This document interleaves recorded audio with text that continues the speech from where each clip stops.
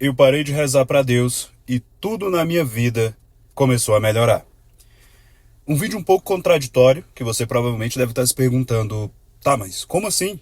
Na Bíblia diz que você tem que pedir a Deus, que você tem que se colocar numa posição de pedinte, né, de pedir para que as coisas aconteçam na sua vida. Mas eu te pergunto, vou te falar minha experiência, lógico, para você ter como base, você compreender o que eu fiz, e aí você pode estar usando na sua vida para melhorar a sua vida também. Mas eu te pergunto, por que grande parte das pessoas, e eu não vou generalizar, lógico, mas aí você que passa por isso me diz aqui nos comentários, quando reza, a vida piora? Por que será? Porque isso aconteceu comigo.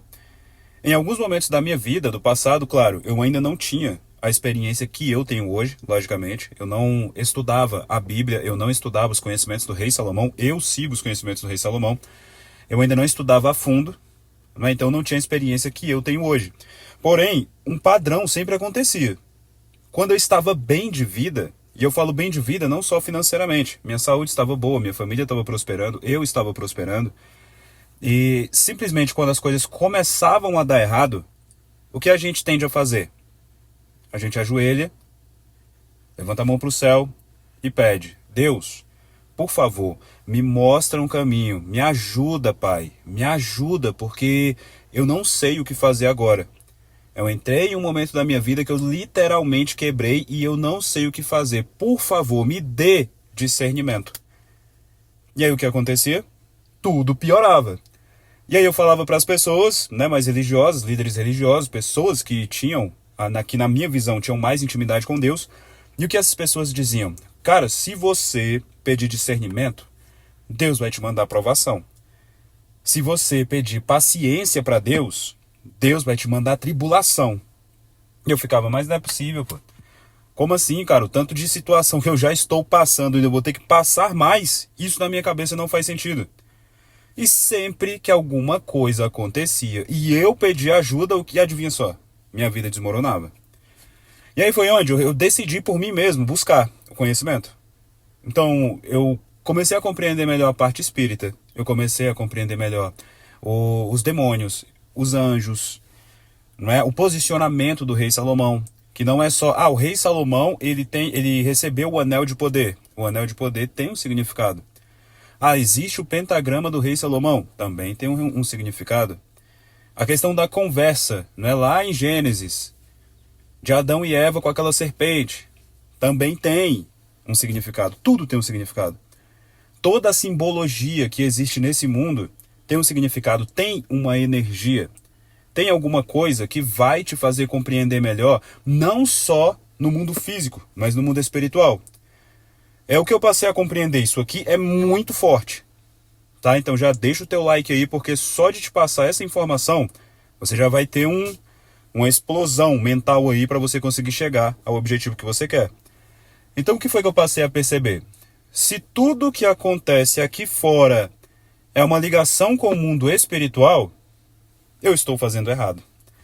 E por mais lógico que seja isso, quando a gente está em miséria, quando a gente está em desgraça, a gente não consegue perceber. Mas o que foi que eu percebi? O que foi que Deus me revelou?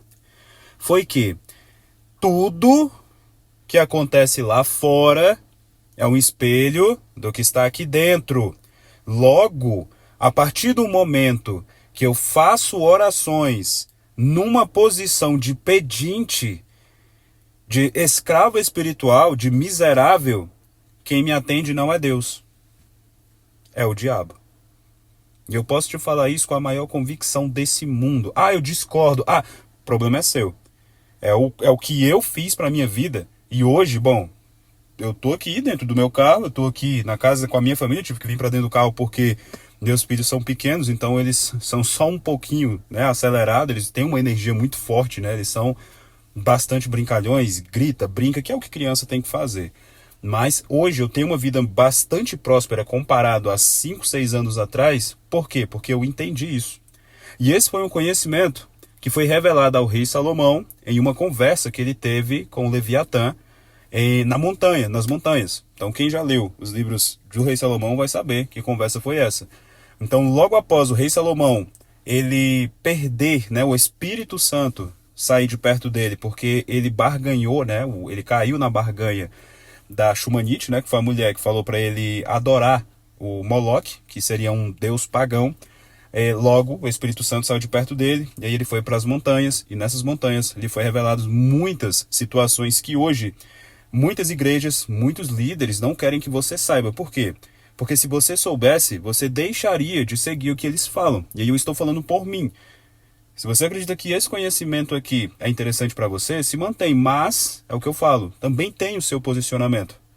E aí, voltando ao assunto, quando eu entendi isso, o que eu passei a mudar na minha vida? A forma como eu me comunicava com Deus. Por mais simples que seja isso, por mais lógico que seja isso, muitos de vocês não conseguem compreender essa questão. Então pensa só, se nós somos a imagem e semelhança de Deus, logo Ele está dentro de nós, certo? Em centelha divina. Então o mesmo Deus que habita em mim, habita em você, tá? Habita em todas as pessoas à nossa volta. Só que, vamos lá, a criação de Deus, que é o ser humano, é uma criação perfeita. Você concorda comigo? O ser humano, na minha opinião, é uma criação perfeita. Por quê? Foi criado por Deus, tem toda aquela questão, enfim. Mas, nesse mundo existem influências. Influências boas, influências ruins, que seriam dos anjos e dos demônios. E os demônios, eles não fazem por nós. Eles nos influenciam a fazer. E aí, de acordo com o nosso livre-arbítrio, a gente decide fazer. Só que o diabo, ele é astuto. Tá? Ele não vai nos entregar literalmente de mão beijada alguma coisa, às vezes até pode entregar, mas ele faz com que a gente caia em subornos. E subornos não é o pacto real que você tem com os demônios desse mundo, muito pelo contrário, suborno é só uma isca. E muitas vezes a gente cai nessa isca, principalmente em oração.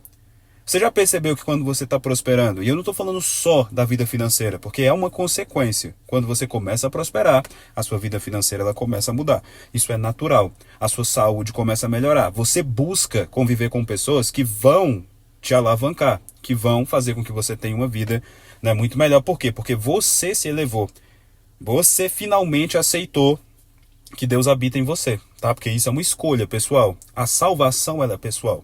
Tá? A salvação que eu falo nesse mundo, que é onde você transcende os desejos do corpo, os desejos do mundo, para entender que o teu amor próprio, ele basicamente movimenta a tua vida. Excelente. Mas entendido isso, quando você está assim, você não reza para nenhuma entidade. Deus, por favor, me ajude. O máximo que você faz é agradecer. E o agradecimento não tem problema nenhum. Você agradece por tudo aquilo que você está conquistando e que você já conquistou. As coisas não estão lá na frente, as coisas estão acontecendo aqui agora.